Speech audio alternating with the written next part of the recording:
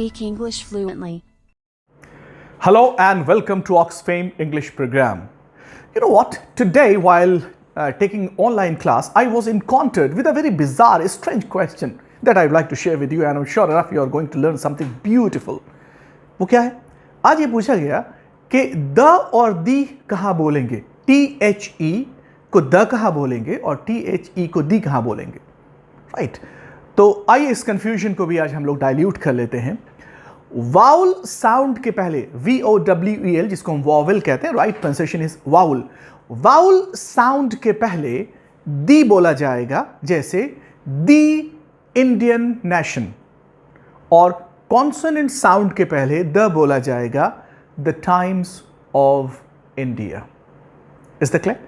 आप फिर से इसे समझ जाएं. वाउल साउंड के पहले, यानी वॉवेल जो आप कहते हैं, उसके पहले THE अगर आता है तो उसे दी बोलेंगे, और कॉन्सोनेंट साउंड के पहले उसे हम द बोलेंगे. The Indian nation, the Times of India. Right? In the nick of time, in the nick of time, at the 11th hour.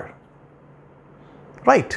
इस शॉर्ट क्लिप में इतना ही, और अगर आपका ये कंफ्यूजन था तो यकीनन इतना ही काफ़ी आपके लिए है. इसी तरह से अगले शॉर्ट क्लिप में भी हम लोग मिलते रहेंगे. Thank you very much.